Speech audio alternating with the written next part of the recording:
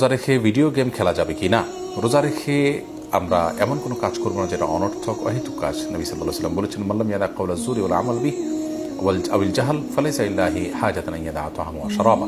যে ব্যক্তি রোজা রেখে মিথ্যা কথা, মিথ্যা কাজ, মূর্খতা সুলভ আচরণ, অনর্থক কাজ এগুলো পরিহার করলো না, সে ব্যক্তির পানাহার বর্জনে আল্লাহ কোনো লাভ নেই। অর্থাৎ এটি একরকম অর্থহীন এবং একরকম অনর্থক সিয়ামে পরিণত হবে। এজন্য এই রোজা রেখে গেম খেলা বা যে কোনো ধরনের সময় অপচয় হয় এরকম কোনো কাজে লিপ্ত থাকা, এটা সিয়ামের যে আদর্শ সেটার পরিপন্থী।